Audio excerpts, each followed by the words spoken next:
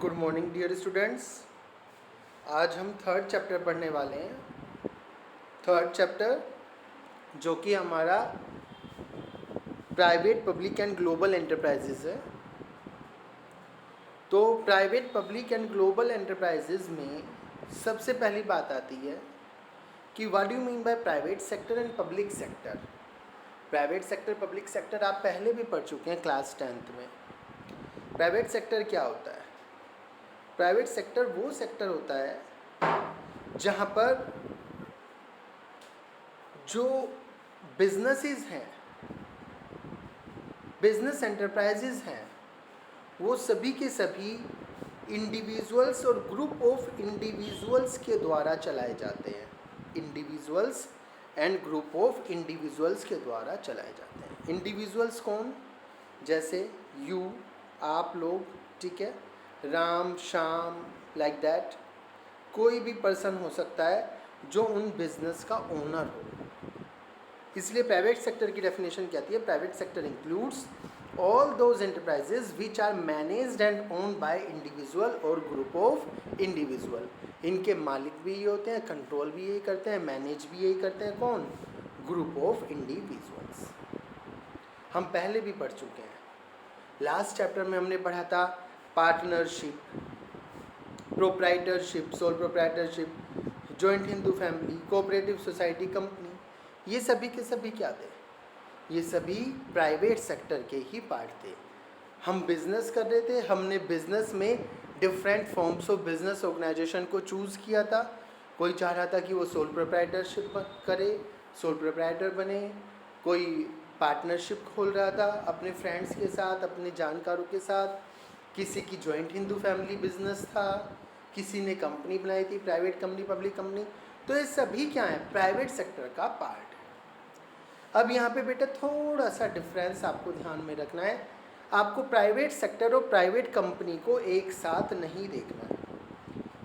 Private sector और private company दोनों ही different thing है। कंपनी और सेक्टर में फ़र्क है।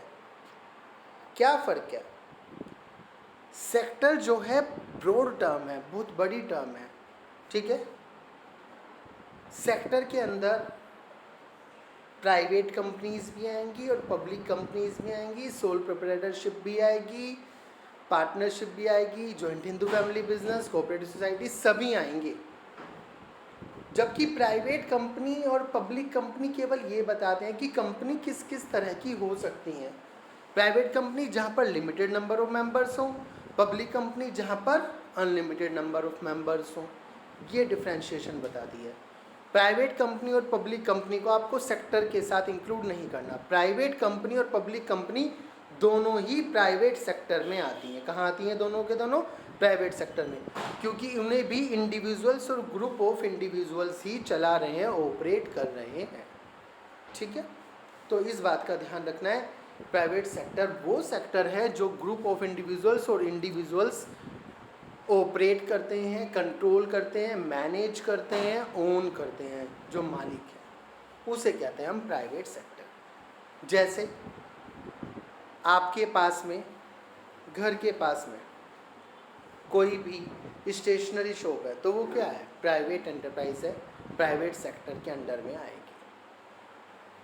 जैसे सर शादीलाल मिल एंटरप्राइजेज है, शामली में शुगर मिल है, वो भी क्या है? प्राइवेट एंटरप्राइजेज है, प्राइवेट सेक्टर में आएगी। तो ज़्यादातर बिजनेसेस क्या है? प्राइवेट सेक्टर के अंडर में होते हैं।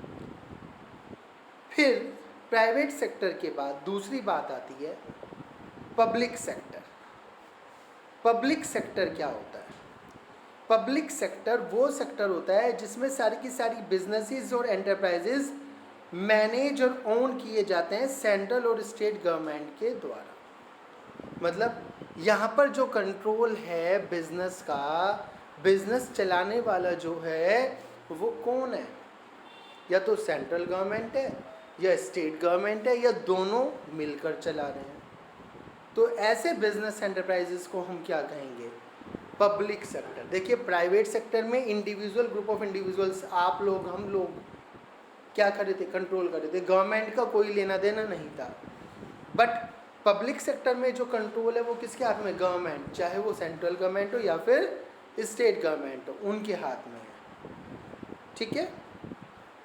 कह रहे हैं सच एंटरप्राइज में आल्सो भी पार्ट ऑफ मिनिस्ट्री, मिनिस्ट्री का भी पार्ट हो सकते हैं, एक स्पेशल मिनिस्ट्री बना दी जाए, जैसे रेलवे मिनिस्ट्री, तो रेलवे के सारे काम होते हैं, कम्युनिकेशंस उसमें सारे के सारे लेटर्स जो होते हैं, स्पीड पोस्ट जो होती हैं, टेलीफोन्स जो होते हैं, मीडिया जो होता है, वो सब कुछ आता है, ठीक है।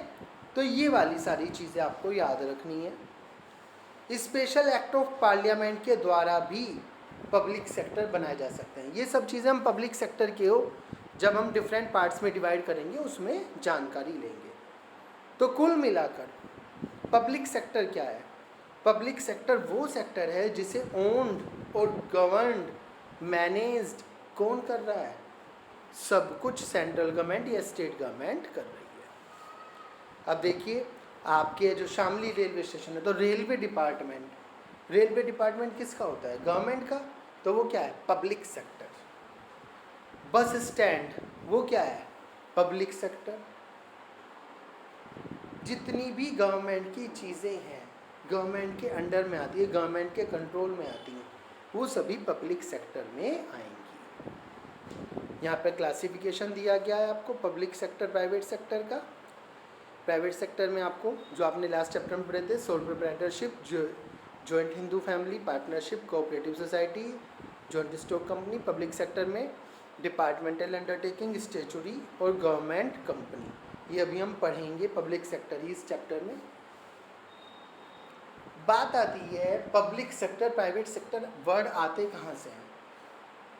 तो बेटा ये वर्ड जब हमने अपना इंडिपेंडेंस लिया 1947 में, तो हम बहुत सालों से जो फॉरेनर्स थे उनके अंडर में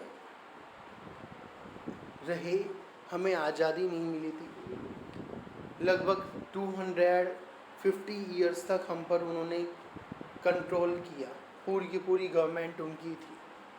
तो गवर्नमेंट ने इस बात पर ध्यान दिया कि अब हम इंडिपेंडेंस ले चुके हैं 1947 में, तो देश की डेवलपमेंट करनी है, कंट्री की ग्रोथ करनी है, डेवलपमेंट करनी है। वो कैसे होगी? इंडिविजुअल्स तो वो कर नहीं सकते, तो सब कुछ जो कंट्रोल था गवर्नमेंट ने अपने हाथ में रख लिया, ताकि कोई फॉरेन कंपनी फिर दोबारा से जैसे ब्रिटिश इंडिया कंपनी आई थी ना आए और इंडिया पर अपना कंट्रोल कर ना सके। सब कुछ रिजर्व किसके लिए हो गया? पब्लिक सेक्टर, गवर्नमेंट के लिए हो गया। यदि किसी को इंडिविजुअल, ग्रुप ऑफ इंडिविजुअल्स को बिजनेस करना भी था तो उसे लाइसेंसिंग लेनी पड़ती थी, बहुत सारे रूल्स रेगुलेशन थे, रेस्ट्रिक्शन थी बहुत सारी। अब रेस्ट्रिक्शन होगी तो कोई प्राइवेट इंडिविजुअल आएगा ही नहीं, प्राइवेट सेक्टर बनेगा ही नहीं या कम बनेगा, तो रह क्या जाएगा? रहेगा केवल पब्लिक सेक्टर। तो आफ्टर इंडिपेंडेंस इंडिया में केवल डोमिनेंस जो था पब्लिक सेक्टर का था। फिर 40 साल बाद लगभग 1991 के पास हम जो न्यू इकोनॉमिक पॉलिसी आई, इकोनॉमिक पॉलिसी 1991, उसमें जोर दिया गया कि पूरी दुनिया ग्लोबलाइज हो रही है, पूरी दुनिया में प्राइवेट सेक्टर्स हैं, देश सारे के सारे डेवलप कर रहे हैं क्योंकि वहाँ पर प्राइवेट और पब्लिक दोनों मिलकर काम कर रहे हैं। और इंडिया एक मिक्स्ड इकोनॉमी है जिसमें प्राइवेट भी है पब्लिक भी है, फिर भी प्राइवेट सेक्टर दिखता नहीं है। क्यों नहीं दिखता? क्योंकि सब कुछ कंट्रोल तो किसने रखा है? सारा का सारा कंट्रोल अपने हाथ में गवर्नमेंट ने किया हुआ है। तो उन्होंने क्या करा? 1991 की इकोनॉमिक पॉलिसी में रिलीफ दे दिए, डी लाइसेंसिंग कर दी। 3 काम करे, liberalisation, privatisation, globalisation. Liberalisation, privatisation, globalisation में क्या किया कि अब से प्राइवेट सेक्टर भी क्या कर सकता है? ज़्यादा से ज़्यादा बिजनेस खोल सकता है, एनकरेज करा उन्हें बिजनेस खोलने के लिए। और जितनी भी पब्लिक सेक्टर कंपनीज थी जो लॉस मेकिंग थी, गवर्नमेंट ने सब बेच दी, सब बंद कर दी और प्राइवेट सेक्टर्स को कहा अब आप बिजनेस करिए, हम बिजनेस नहीं कर पा रहे हैं। तब से 1991 के बाद से इंडिया का जो सेक्टर है प्राइवेट सेक्टर, वो भी ग्रोथ कर रहा है। प्राइवेट सेक्टर ग्रोथ कर रहा है तो ग्लोबलाइजेशन भी हो रहा है। ओके, इसमें आपको कोई भी प्रॉब्लम हो आप मुझसे पूछ सकते हैं। इंडियन इकोनॉमिक पॉलिसी 1991 के बारे में हम आगे भी डिस्कस करेंगे इसी चैप्टर में, ठीक है। Thank you.